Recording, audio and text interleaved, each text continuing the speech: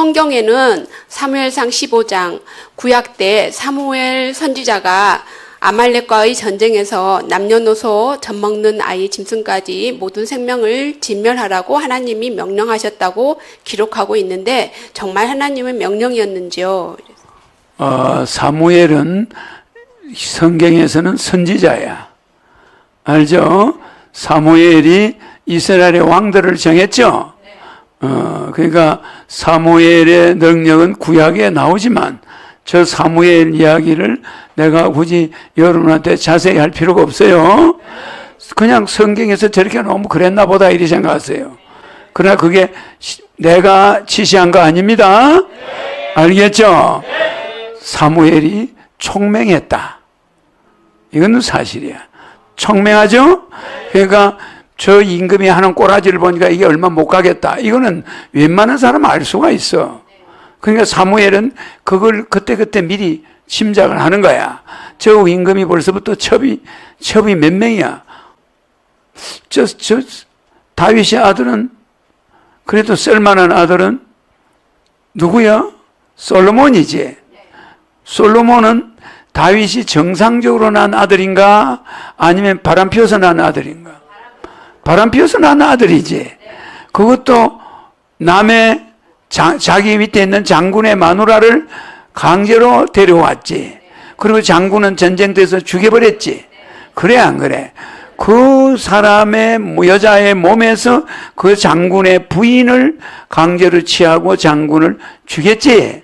그 장군의 부인 몸에서 태어난 애지. 다윗 사이에서. 그게 솔로몬이야. 그게 1000명의 마누라를 또 두네. 마누라만 1000명이야. 한번 생각해. 왕궁에 사람이 몇 명이 있겠어? 마누라가 1000명이 왕궁에 있는데 그 이스라엘 왕궁에 사람이 몇 명이 있겠냐고. 무슨 말인지 알죠? 걸리는 게, 눈에 걸리는 게 전부 마누라야. 그게 여러분 솔로몬을 지혜의 왕이다 뭐 이러잖아. 이 유대인들이 지혜가 끝이 없어요. 말도 못해요. 또 사무엘은 또 그 왕들을 또 두드려 잡는 선지자야. 알겠죠? 일종의 예수 같은 사람인데 저렇게 한 것은 너희가 저주받아서 마땅하다는 소리야. 너희 하는 짓거리가 저주받아서 마땅하니 이 씨를 말려버리라. 하늘에서 그런다. 얼마나 화가 나면 저랬겠어요. 하는 짓들이 밥 먹고 맨날 첩이 여자나 두고 저런 짓거리를 하니까 이 사무엘이 사무엘상 15장에서 선지자 그냥 상대방 혈족들을 씨를 말려버리라고 그러죠? 저런 것은 내가 신이 했느냐 안 했느냐 물을 거 없어요. 그냥 성경에 나오는 그대로 믿으세요. 내가 한마디만 하면 전국의 기독교인들이 펄펄 뛸 테니까. 알았죠? 이런 거는 내가 건드릴 이유가 있나? 율법은 결국 나를 죽인 거야. 알았죠? 율법은 사랑으로 화한 것이 아니야. 율법은 오직 율법을 위해서 존재했다 이 말이요. 그러니까 예수가 너희는 내 저 성전을 3일 만에 헐어버리고 다시 짓는다 그러잖아. 그만큼 그 율법론자들이 그 에고이즘, 나르시즘 아주 말도 못해서 오죽했으면 성전이 불타고 다른 군대에 와서 다 부셔버리고 통곡의 벽을 만들어 놓고 지금도 그 후손들이 통곡하고 있죠. 근데 옆에 있는 레바논이나 시리아나 옆에 있는 나라들이 이스라엘만 포탄 하나 쏘면 100발이 날라와. 옆에 한 10개 나라가 심심하면 이스라엘을 조져. 그럼 이스라엘이 가만히 있나? 시리아하고 레바논이 그냥 날려버려 그냥. 심지어 러시아가 잘못 보이면 이스라엘이 러시아도 전멸시킬 수가 있어. 그런 파워를 가지고 있단 말이야. 요만한 땅덩이 가진 사람들이 독하기는 무지무지하게 강해요. 그러죠? 뭐 하나 건드리면 100배 돌려줘 버려. 어제는 어린이들 다니는 학교를 폭격했어. 그래 어린애들이 막 몇십 명이 죽었는데 뭐라고 대변인 이스라엘 정부에서 뭐라고 하냐면은 거기에 적들이 애들 뒤쪽에 숨어가지고 거기를 거점으로 삼고 있다는 거야. 그러니 이것도 어쩔 수가 없는 거잖아. 그래 안 그래? 애들 앞세워놓고 병원이나 어린이들이 다니는 학교 속에다가 걔들이 피신처를 은신처를 만들어 놓고 있으니 애들이 위험할 수밖에. 알겠죠? 그래서 저런 거에는 우리가 말려들면 안 됩니다. 신인이 다 때가 되면은 정리해. 알았죠? 그래 내가 지금 생각해도 한국에 와서 태어나기 정말 잘했다. 왜 그러냐? 가나면 고향하고 좀 멀리 떨어지고 싶어. 내가 저 베들레헴하고 멀리 떨어져 다니구나 했는데 아니나 다를까?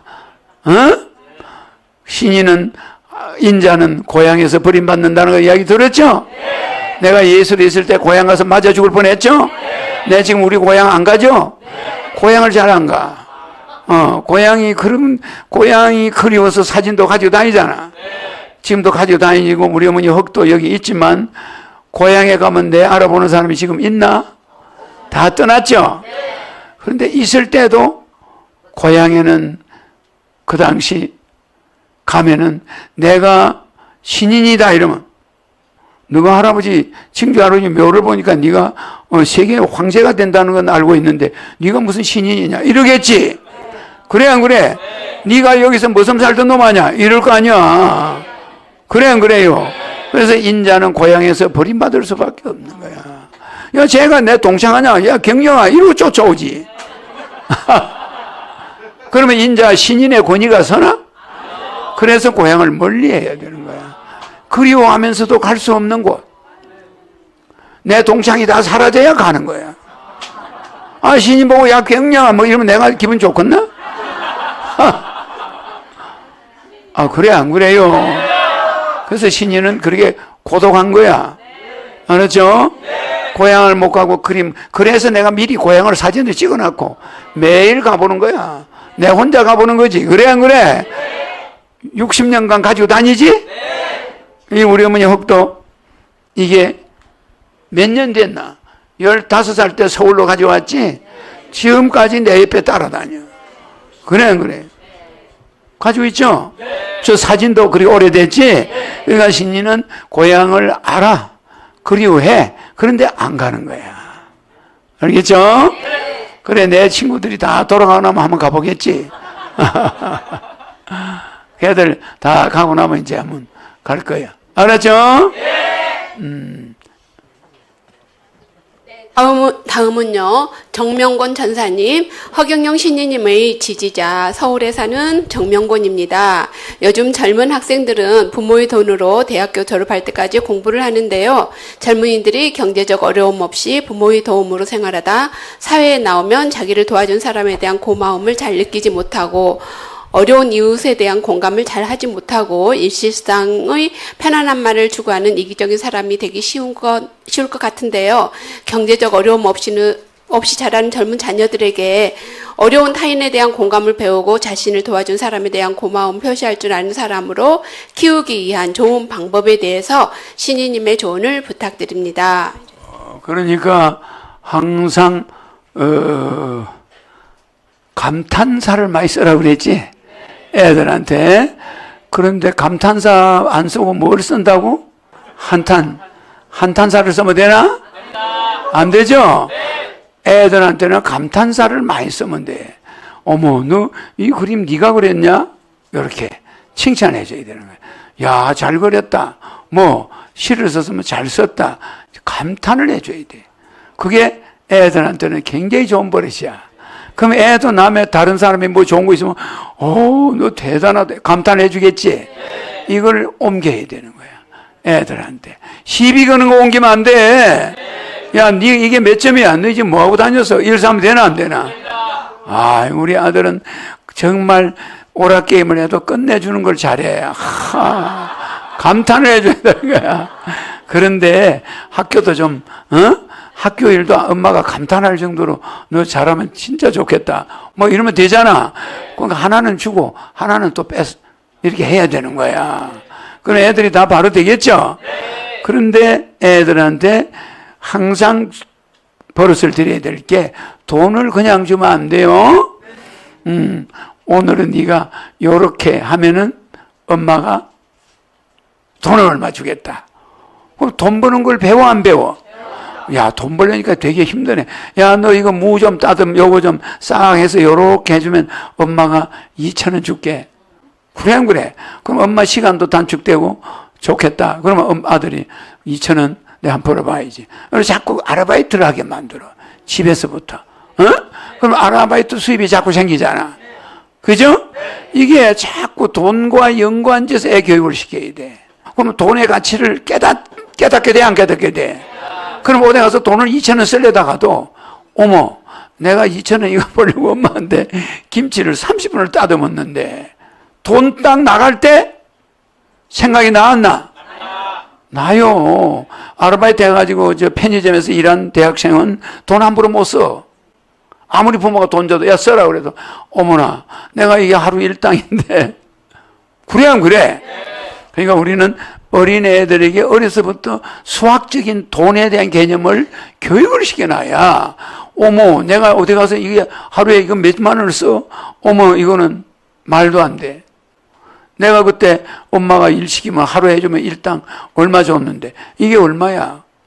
맞아. 돈이 사람의 정성이 들어가 있고 이렇다는 걸 가르쳐 줘야 돼. 그래가지고 엄마가 적금 통장 같은 걸 만들어야 돼. 네 대학 갈 때 하려고 한 달에 5,000원씩 모으고 있다. 보여줘야 되는 거야. 그 은행 가는 김에 자꾸 집어넣어 계속 엄마가. 그래서 엄마가 나중에 한 달에 5,000원씩 넣은 통장을 나중에 걔 대학 갈 때 내놔봐. 네 등록금이야. 은행에 돈 찾으러 가자. 우리 엄마가 한 달에 5,000원씩을 모은 어머니가 등록금을 이거 몇십 년간, 20년간 모아가지고 내 대학 등록금으로 통장을 가지고 은행 가서 찾았다. 통장을 보니까 5,000원씩 찍혀 있잖아, 한 달에. 애가 돈 함부로 쓸까? 이런 교육적인 가치를 애들한테 보여줘야 돼. 만들어줘야 돼요. 어머, 5,000원이 대단한 돈이구나.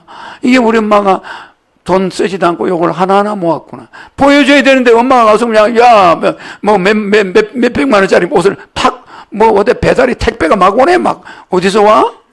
태모. 막 이런 데서 오지? 박스가 막 쌓여. 막 엄마가 방에 가다 발에 차이니까 발로 차, 막. 야, 이거 좀 다시 뜯어봐, 네가. 그러니까 첨부 물건이야. 그러니까 애들한테는 이 적금 넣는 거 있잖아. 그런 교육도 시켜야 돼요. 감동을 줘야 돼. 야, 너 엄마가 네 대학 졸업 때가, 네 대학 들어올 때, 고등학교 졸업 때가 비밀로 적금 든 거야. 그게 몇 년 넣었는데? 20년 넣었어. 네 태어나자마자 기념으로 집어넣은 거야. 내가 한 달도 안 빠지고 다 냈어. 근데 너 아버지가 마침 살아있어 다행이다. 그렇지만 이 돈이 얼마나 소중한 거냐. 딱 뜯어보니까 적금 통장을 엄마가 딱 보니까 한 달에 몇천 원씩, 만 원씩 그거 몇십 년을 냈다. 얼마나 대단해. 이 18살까지 18년을 내 적금 넣었다. 애가 돈에 대해서 절대 무시 못해. 야, 엄마의 그 통장을 한번 보고 나면 얘 계산이 달라져. 교육시키는 방법이 중요한 거야. 돈에 대해서 어머니, 아버지의 그걸 깨달아야 돼. 그러면 얘는 감동을 해야 돼. 그러면 감탄사가 나오고 해야 되나, 안 해야 되나? 야, 우리 엄마 대단하다. 근데 나는 하루에 몇만 원을 써. 나는 벌 받겠다. 이래야 되는 거예요. 맞아요. 자, 그렇게 교육을 시키면 돼요. 감동교육. 아내도 남편이 생활비 주면은 자꾸 돈을 좀 모아가지고 나중에 남편이 준 돈만큼은 많이 그 중에서 일부를 11조 떼듯이 모아서 적금을 들어놔요. 그 남자가 나중에 실업자 돼서 망했다. 그러면 목돈을 탁 주는 거야. 이 우리 마누라가 이런 돈을 가지고 있었나? 당신 준 돈 내가 일부만 쓰고 다 전략해서 모아놓은 거야. 당신 주려고. 그러니까 용기 내. 힘 빠지지 말어. 내가 있잖아. 이러면은 남자가 금방 일어나. 돈 못 써. 어디 가서 술 못 먹어. 양심이 있기 때문에. 그래 안 그래요? 그래서 그런 현모양처가 돼야 되는 거야.